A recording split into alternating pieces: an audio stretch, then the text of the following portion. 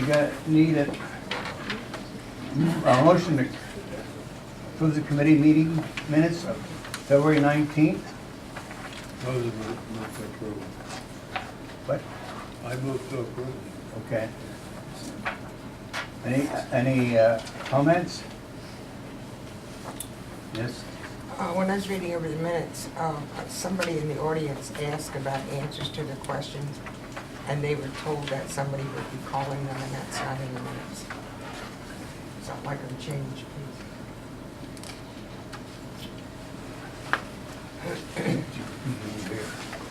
I think it was near the end, and I think it was Mrs. Simmons said that they'd be contacted. If my memory serves me correct. Would it be that we can just do a blanket statement for any public comment questions that we can put in our minutes, and if there are any asks that would be responded to? I think she said as long as you were signed up and your phone number was on there, they would receive an answer, and I got calls that nobody got an answer. Right, but I'm wondering if we could just To do put that that as in a minutes. blanket Right. statement That's in fine. our committee or our minutes, that if there are questions asked, you know, Can you that. make the correction then? And do we need a What? policy, you know, changing What our the No, promises to for answers? I don't know that she said I promise. No, just, well, I'm sure you guys would come up with a blanket statement that we could just Insert it in Well, there. we need something in this minutes here. right. This is where the question came up. Right, just that the The public was questions told. asked in public comment will receive answers, or will be responded to, something like that. Does that make sense? That would be for the future though, Barbara, not for the past. Okay. It was stated that, Yeah. and then go on with questions would be answered. Made the statement. I think Mrs. that was me. I remember asking a question. Mrs. Simmons, Maybe Mrs. Simmons should clarify. well, I can't vote on minutes. Everybody else remembers it. Ron's shaking his head yes. Do you remember it, John? Oh, yeah. Okay, so why What don't was we the leave question? Mrs. Simmons to clarify? During the comment period, There she is, she can tell you what the. well, we don't need another question. She asked dialogue, and Ms. Simmons says that there will not be any dialogue. It's a comment period, Right. but she would be contacted. Okay. Anyone, she said, that had questions as long as they were signed up and their phone numbers were here.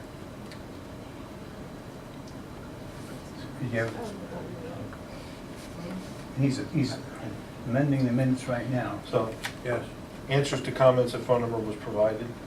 I approve that amendment, yes. Okay.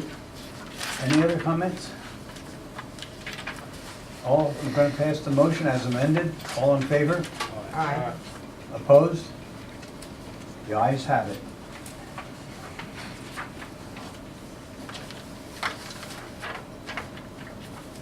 Our item of discussion is the construction management service.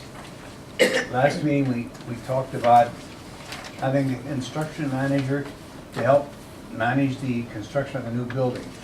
And we asked to construct a request, an RFP for the construction work. You got copies of it in your package, and Dave's going to talk about it tonight. Right, in your board packet, the draft of the request for proposal for on-site construction management services was circulated for board review. I'm handing out now a addition to that, which would be the summary of charges for services, which will be a uniform submittal by all construction management companies. So that, I'm proposing that would be added to the draft. I wanted to put it on the agenda tonight to get any input from any board members, whether they would like anything changed before we put it on the agenda for next Tuesday. Any questions or comments on the RFP?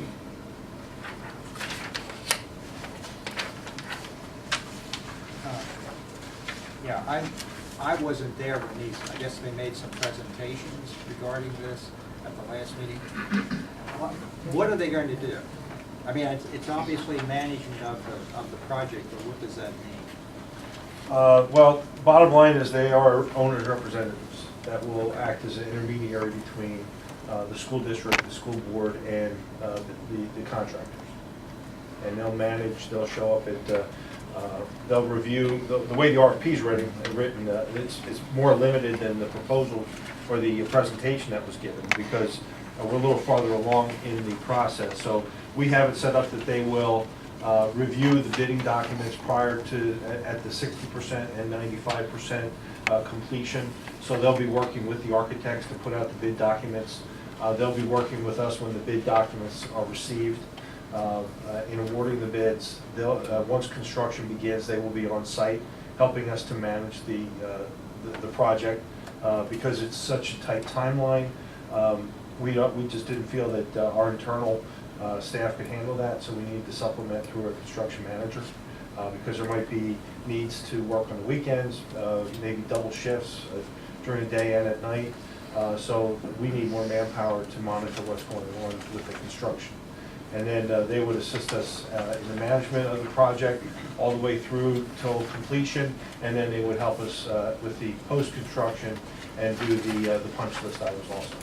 Okay, so that would be the group that if something isn't being done correctly, like I remember at Gilbertsville site, you know, where they found a wall, because when they started working on the inside, it didn't match, so they had to tear a wall down. These guys or girls or whoever would be involved, the people involved here, would be looking to make sure that whatever the specs are, that's exactly what's being done in the project. Is that correct? That's correct. Okay. They could also offer suggestions that the specs are not correct. That is correct. You know, like And what that's- you're talking about there. Well, that's, Yeah. yeah, I just want to make sure, because, Yeah. you know, the punch list can be so long, and yet we have these people who are overseeing what's there. And I understand there's going to be punch lists, obviously, with this large of a project, but the facilities should, I mean, they should be picking up the big things. Right. Well, I mean, punch list is expected. It's the change Right. orders that we're going to try to limit. so. Okay. But this service would add and assist Paul and his staff in their monitoring of the construction as it goes on through the next 2 years. Because I can see it's too large of a project for obviously. But when Paul took the East project, our changes were very minimal because he was able to correct them and get them early in the project. And that's what this person should be doing, should be, you know, we have that fund called what? For changes, it's in the estimate. The contingency. Contingency for changes. We don't have to use it if the thing is designed properly and run properly, so that's where this person can earn their way. Yeah, and that's good, but, I mean, Paul had ownership too in this, because he knew that Yeah. if there were problems left over, his crew would have them, so he was a real Hawkeye, so as long as these people are gonna be like. He will you're still be saying- available to coach this person along. Yeah, good. Yes, Is the cost of this contract 2% of the cost of the overall cost of the contract, of the construction? This? 2%, yes. this is a request for a proposal. We have not gotten any cost on it yet. Well, there's a contingency in the architect's project budget that would cover these costs That's 2%. approximately. But they didn't, the bid may come in less than 2%. The second question is, if they're gonna assume, if they're gonna assume the responsibility for overseeing this project, what kind of recourse do we have if it's not done properly? We're hiring them to oversee the project. If the project doesn't come through the way it's supposed to, what recourse do we have with these people? Because ultimately, we could not pay them.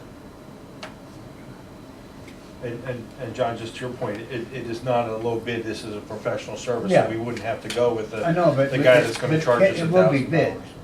It will be bid, that's what I was trying to say. Well, we're Not low, requesting not- proposals, so Yeah, okay. we'll be reviewing the proposals as they come back. Any other questions? Yes. Is this the one that they're supposed to take the insurance out, or is there insurance in here? the group that gave us the insurance talk last Correct. meeting. The owner-controlled insurance would also cover the construction manager. So is that in here, not to put insurance in here? No, that would be a negotiable item. And I see we have to pay a mileage, so it depends on the firm that Well, we. not necessarily. This is just, that may be left blank by certain service providers. And That- if it's not left blank, we have to pay mileage If we from select them. from the company we select if they're way far away compared to somebody closer. We have to pay mileage from their place or just when they're here. Again, it's negotiable.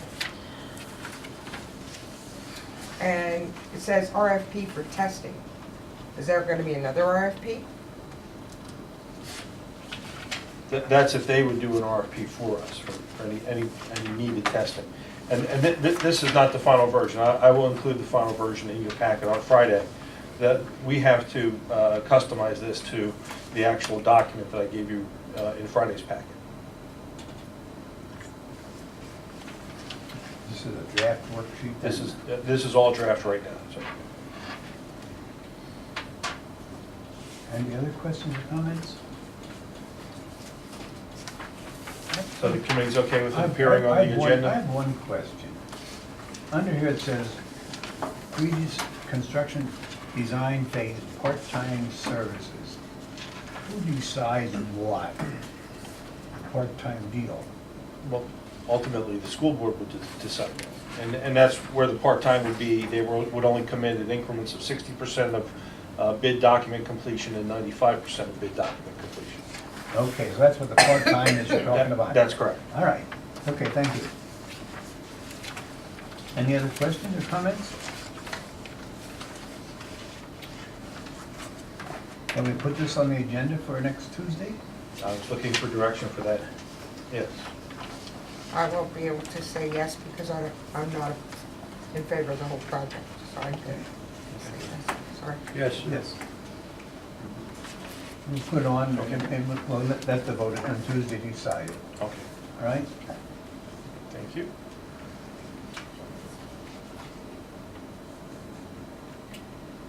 Next one is Phase 2 construction project. Are you gonna cover that? Yes, this is an item that was not, we ran out of time at the last meeting. As you remember, and as I have pulled up on the screen here, we chose option 5 of the feasibility study. And this is available on our website.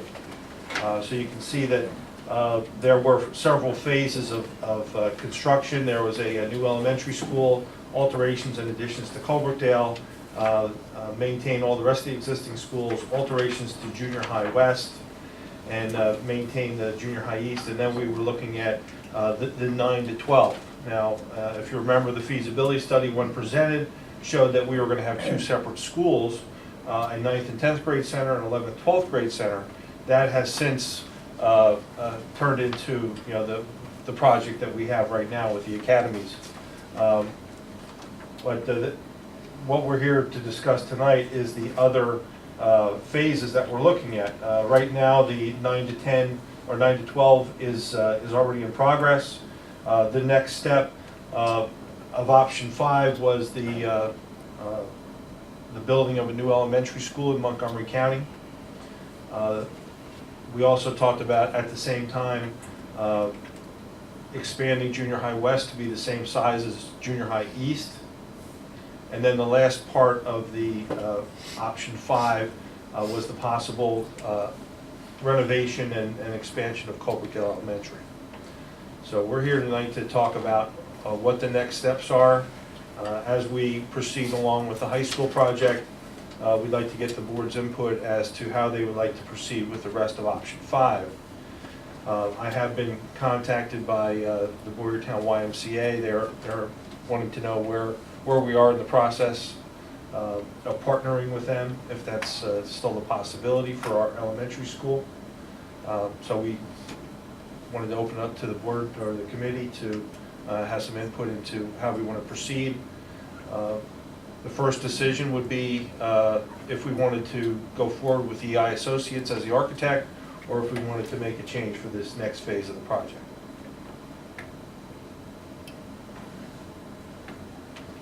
Comments? Yes. I guess if we're putting 6th grade to the junior highs, I think we would have space at the elementaries for a couple years. I don't know why we're rushing and rushing and rushing and spending a lot of money. And I just, I don't know what changed from the 2 separate sections, 9 and 10 and 11 and 12, how that became academies. I must have missed a meeting or so, because I don't know how that happened. I don't remember voting no on that. I just don't think we need to rush ahead with all these schools. Any other comments?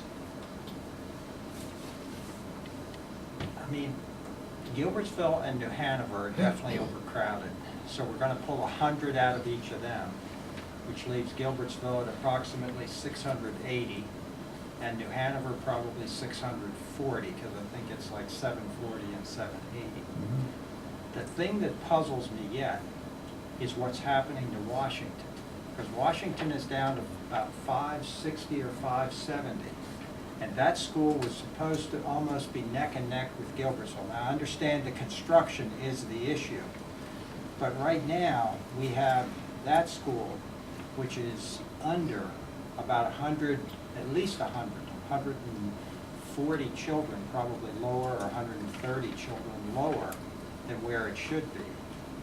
And maybe there's no way to get children over there to Washington without almost going and encompassing Gilbertsville Elementary and moving the line. I know that the enrollment is such that it is ballooning in New Hanover Township. I just have concerns because we're pulling 100 out, and then we've got Washington, which is going to lose also probably 80, so they're going to even be lower.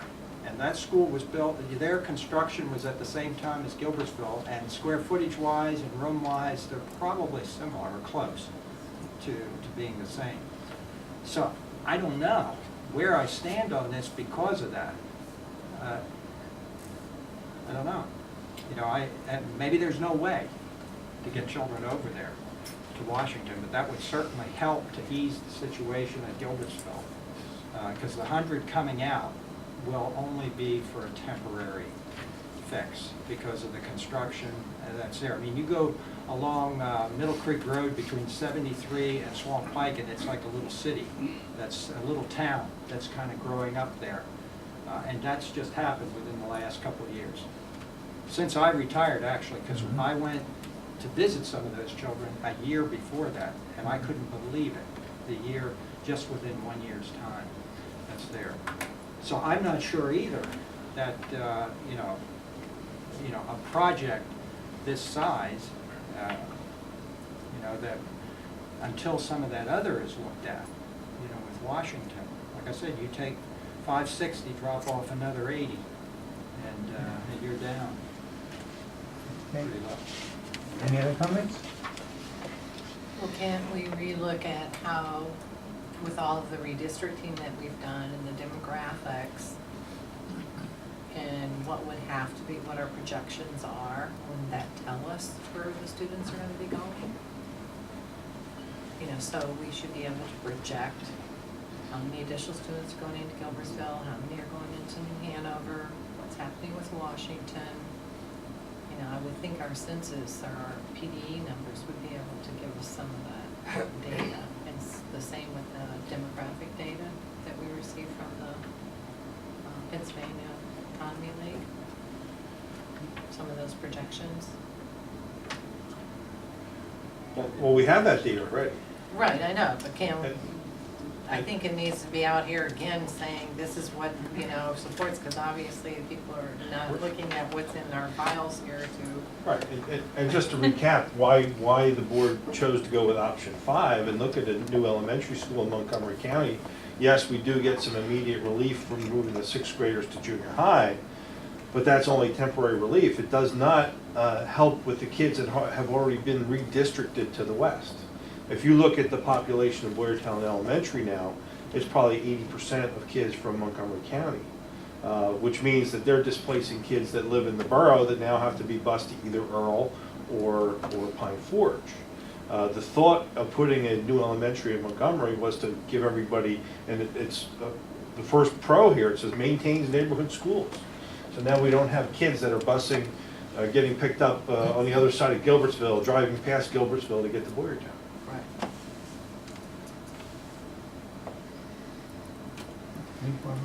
Well, I guess, just hearing the questions, I think just some of that data to give the board the information again. I mean, I have all of it right here, but. Right, and it's all on the It's all website, right there. all the projections of where the kids are coming from and what the capacity of these buildings is gonna be in the next few years is on our website. Right.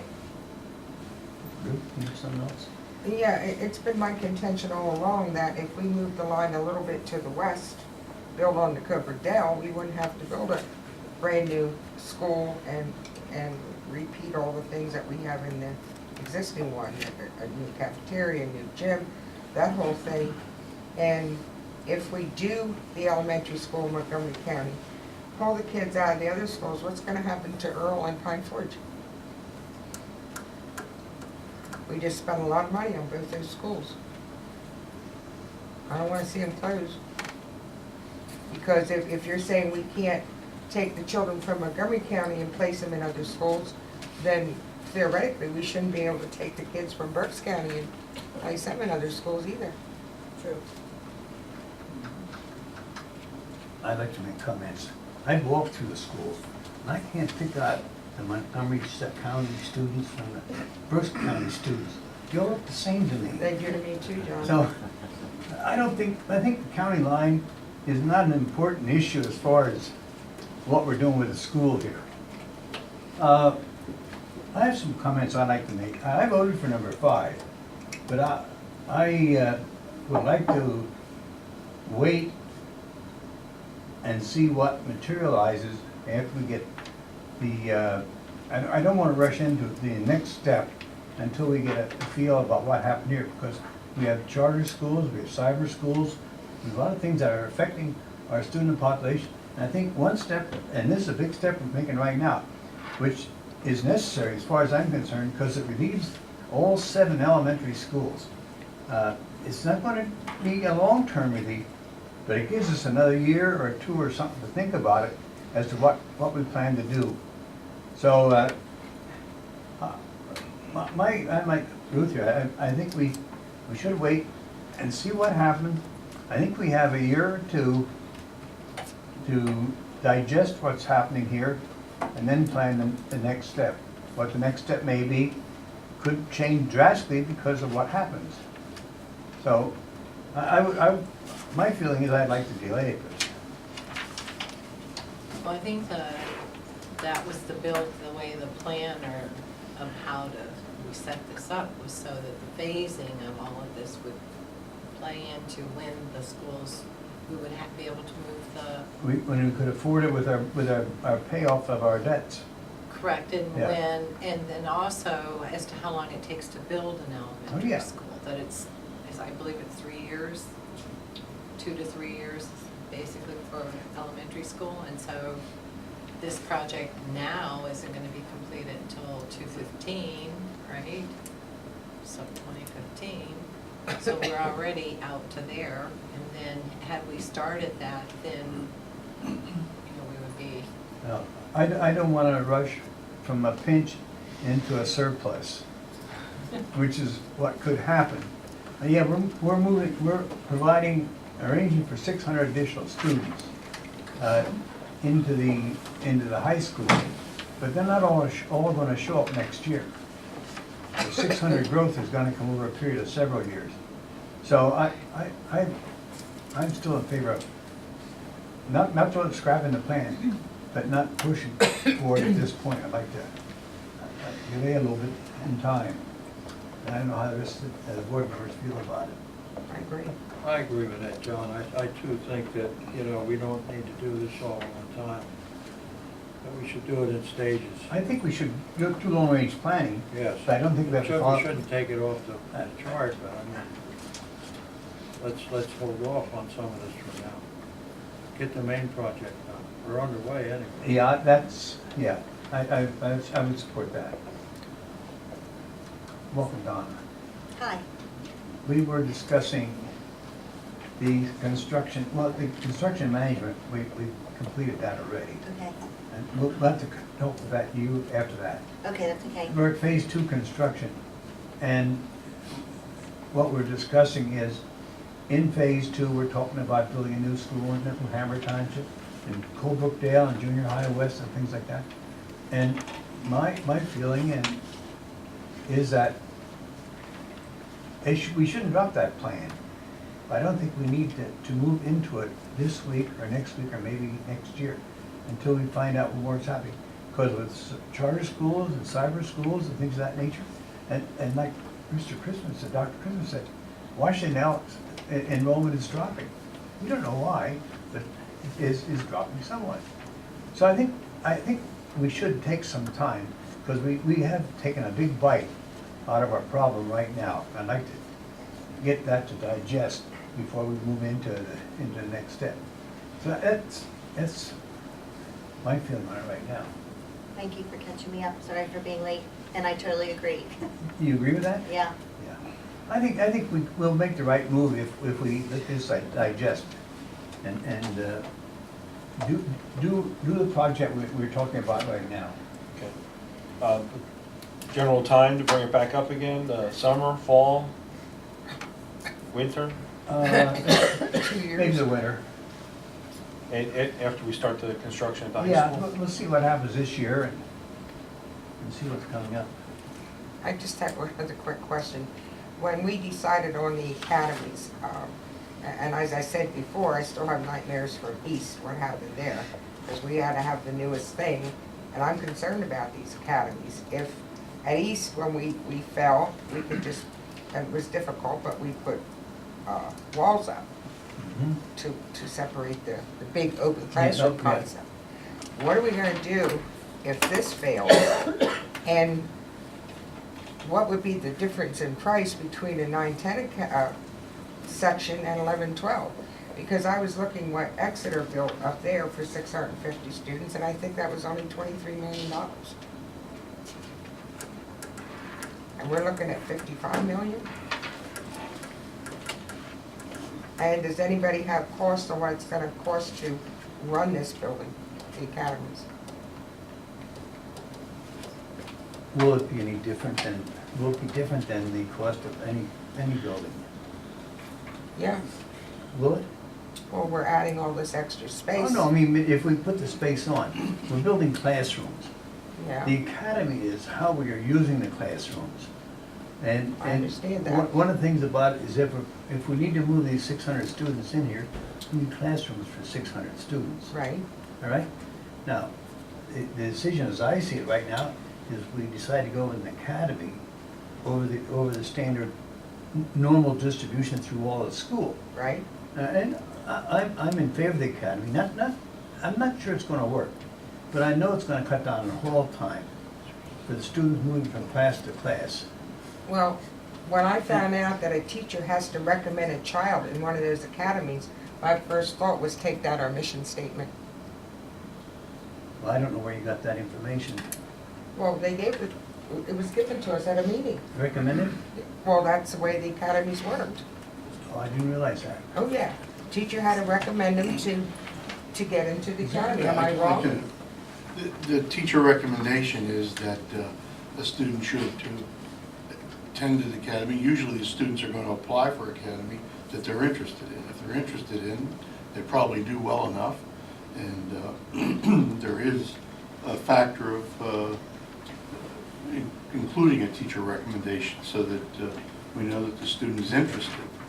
I don't know if Dr. Cooper wants to add anything to that, but I don't think it's going to keep students out of academies if they choose it. The idea of one of the ideas of the academies, from my point of view, is we're going to have a 2,400 student school. That's a large high school.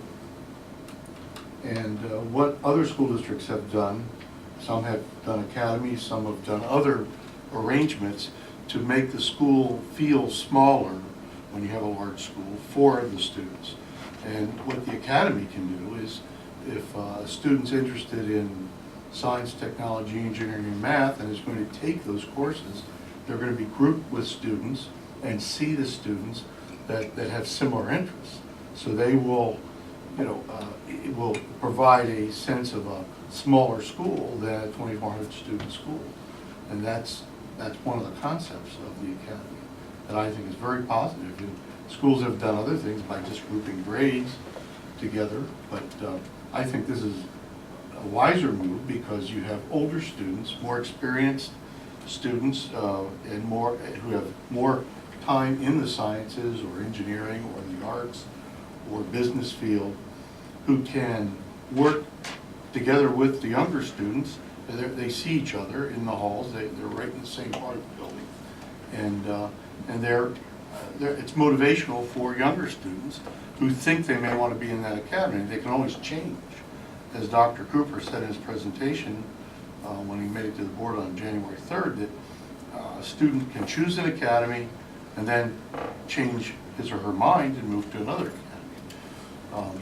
But I don't think a teacher recommendation is going to, that's not the purpose of it. The purpose is to say, yes, this student is interested in this. Okay, I don't know why the teacher would have to say it if the student said it.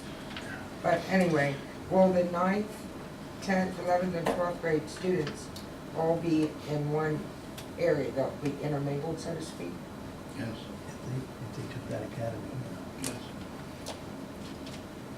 One thing I see with the academy is large schools, the teacher generally faces up to, in our case here, about 2,400 students. In the academy, they would be dealing with about 600 students. And it gives a small school impression to the students.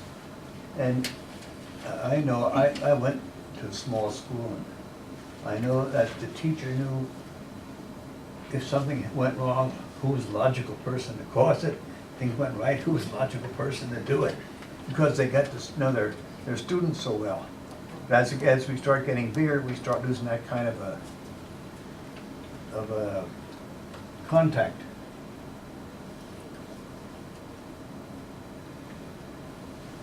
Yes. But I think that the major thing with the academies, because I spent an hour on the phone with Dr. Cooper and Dr. Lusso after that January meeting, because I was kind of in a fog as well over this thing. But the catch is, we're saying 21st century. We can't say 21st century and then go back. It's just bringing kids, making it smaller, which is part of it. But I thought its purpose was to look at areas that the students may be looking down the road for careers. And so by having these 4 areas, they would be doing, I mean, if I'm in the fine arts, that doesn't mean I'm going necessarily in art, but there's other related fields that may be in that, correct? There would be pathways established within those academies. Okay, and so the goal is to help students acquire skills in areas of interest so that it's their future that we're talking about. We're talking about a way of organizing the instruction so that the students can move forward when they leave Boyertown into careers that would be more in the 21st century kind of thing. And even that we can't say for sure because we don't know how that's going to change.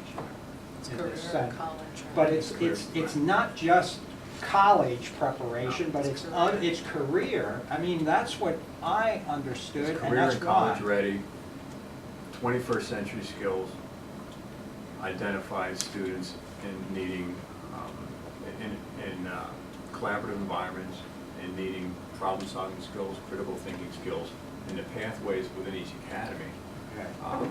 will assist them in developing those skills that are necessary, yet still be able to promote a small school environment if they so Okay. choose. And my understanding was that because it would be great if you divide up let's say the 2,000 students, I know it's more than that, but 2,400 students by 4, and that's 600 in each academy. But it won't work that way. I'm sure it won't. There could be 800 that want to be in the STEM or in the other. But now when I spoke to you, you said there would be first and second choices, correct? So that a student signs up and I'm sure it'll go 12th grade, 11th, it'll go The same senior, regularly it'll be scheduled. just like it does in college when they register for courses. So that's gonna come down the line. So ninth graders may not get their first choice, but they may have to settle more for their second choice. Or Right. they don't have to choose an academy. They can be in a Okay. more traditional high school program. See, that's the part that's missing, I think, in the explanation. Everybody's looking for academies, but I remember when you told me that the ninth graders, they could be in more of the traditional thing in the beginning, in ninth grade, just getting acclimated to the senior high, to that whole atmosphere, and then And participation in an academy doesn't lock a student in that academy. They can choose to take electives that are outside of it. so I could be in the arts, which I never would have been, but let's say I would have been, I could have taken then a science course over in STEM. Okay, that, the public, I think, needs to know that there's flexibility in this thing. It's not so structured, and that you're stuck in this academy environment of what you choose, but you do have options to go outside. In a sense, it's still in the same school, but you know, in these areas. And the building is designed to be flexible. I mean, you really, in most recently constructed buildings, the arts are in an area, the sciences are in it, you know, that sort of thing. And that's what this building is, so it can be flexible depending on the program, how the academy program may change over the years. It still will be flexible. I mean, I know where Ruth's coming from, because that whole open classroom, there's been a whole lot of things in education. We're good about bringing something, and then it goes, it's a fad.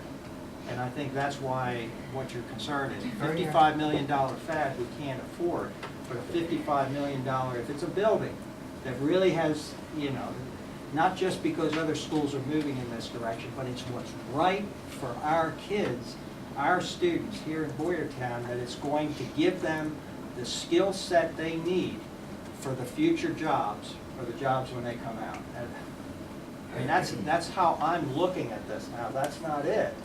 Then I need to know too.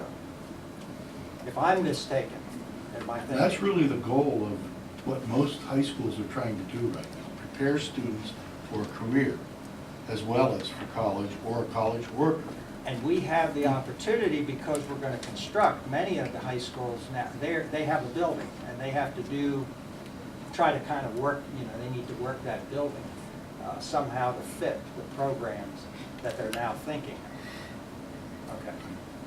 Right, I believe we Ruth, did something new? request that. Yeah, I just one have of our one board question. meetings, the Where last can I board go meeting, to to see a school that has 4 academies? Or where can I Where get do you research want on to this? see the school at 4 academies? So yours? Pardon me, that had to be rescheduled because of the snow. No. They have 4 Yes, in York. yes, Central Central York. We're going to more than one of these, right? Well, we have this one scheduled for the 20th. It was scheduled back in February, but we had to cancel because of snow. Okay. Like I'm down at Westchester, I observed some teachers down there, and I know they have There was a STEM academy a down STEM, and we they only visited. had the STEM academy, right? We visited that also. We took some- But it seems like we need to see a school that has, And that's more and that's than why one. we're going to Central York. okay. One comment I have, east with the open classroom is not comparable to what we're building right now. Because even though we call them academy, they're a typical classroom, right? So many students. That's right. So if we give up the academy deal, it becomes a classroom, and we still handle the students. It's going to be a classroom when it opens, and it'll be a classroom, it's built as a classroom. It's just how we're structuring the student assignment to those rooms. That's correct. Any other question or comments?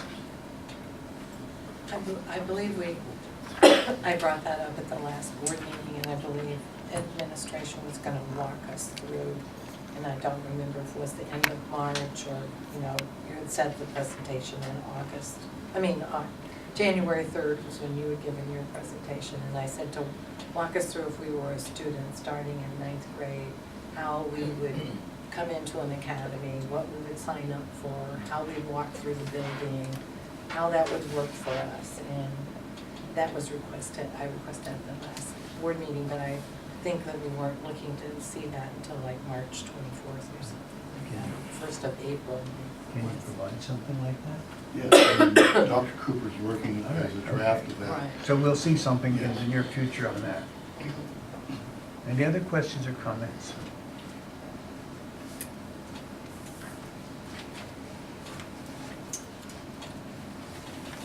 Any other discussions? I just had a brief update. The final information for the ACE grant, which was approved at the last board meeting, has been submitted to EI Associates, and they are in the process of finalizing the application and putting that into DCED for our alternate and clean energy grants. And also just wanted to remind everybody about the public information hearing on, or meeting on Monday, March 11th. That's over Junior High West, Junior high 7:30. is, I have an item I'd like to talk about under the other discussions. The other day, we took a walk through the high school. Now, I know it is a very emotional issue. As I went through the high school, I looked out in the courtyard, and I saw signs of the bricks deteriorating, and it could be a maintenance problem down the road for us. So I'm thinking about this thing, and I said, you know, I don't think I want to see a Coliseum type structure in Boyertown. And if that building's allowed to go and does deteriorate, that's what we'll have, a structure that has been deteriorating over many years. I know it has meaning to people. I'd like to see if there's anything in that building that could be incorporated into the construction of a new building. And as far as utilizing the area there, it could be a community park for seniors. The people that graduate there could go there and gather and have their card games and things of that nature. So I am not in favor of maintaining the old building. And I will say one more thing. When I bought my property here, that was one of the things the realtor used to sell me on moving into Boyertown. The fact that the school in Boyertown were interested in the students, not the structures. So I came from one side to the other over the years, because in the years I've been here, that building has changed. So that's my comments on it.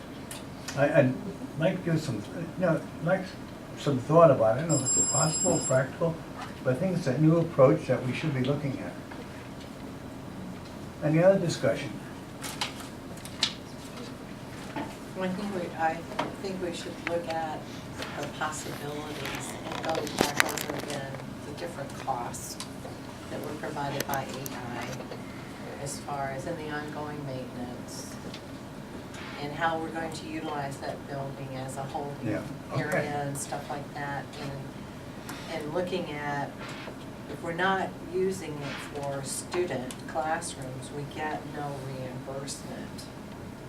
We're not utilizing that building that way from the state.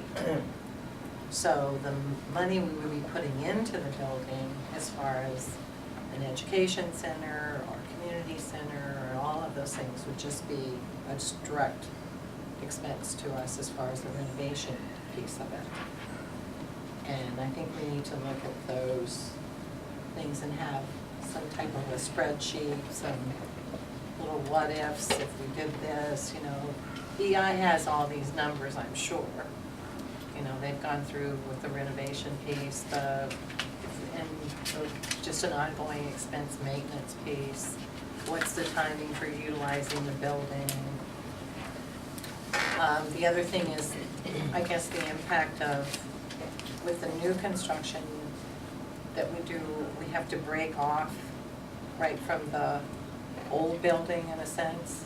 We have to put the firewall up or whatever we have to do so that we're not, it's not connect it to the new structure. Otherwise, we would have to renovate the whole entire old building to bring it up to code to do that.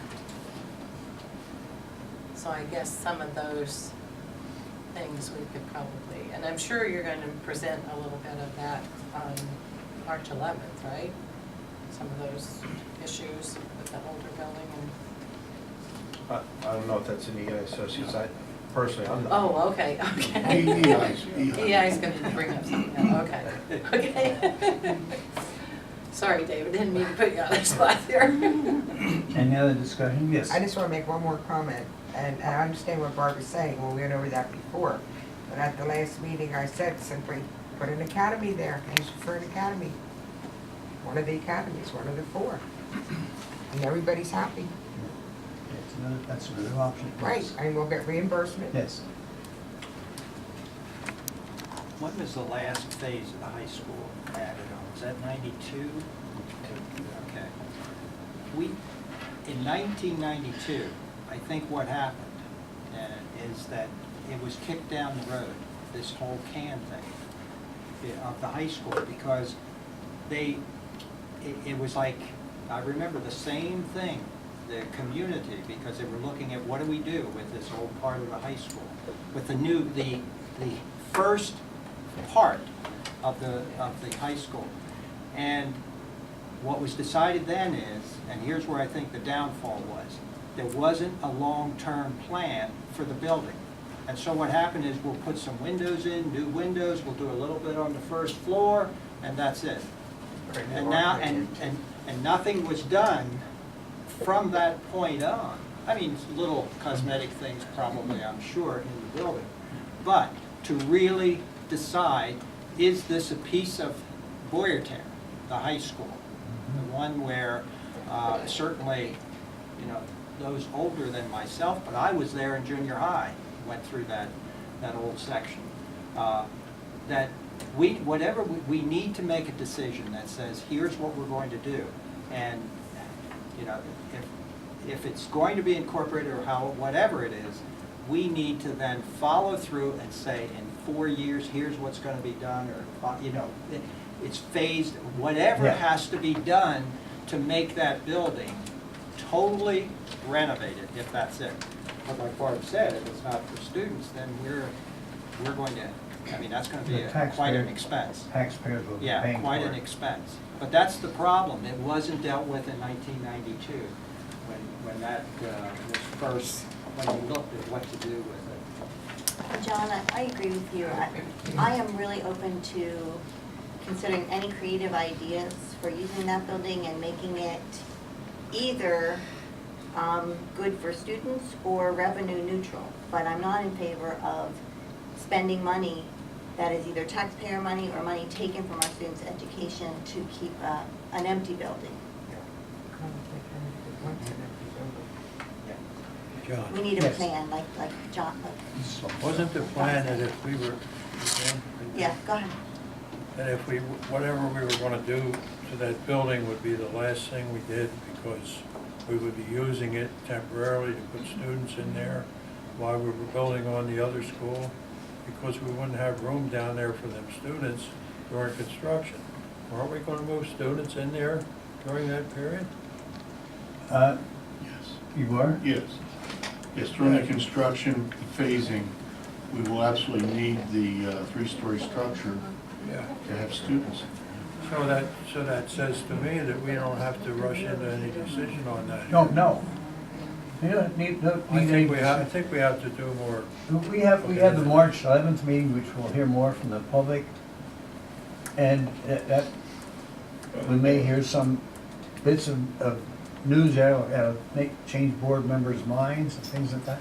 But we still have to listen, because we still in the early stages of a big project.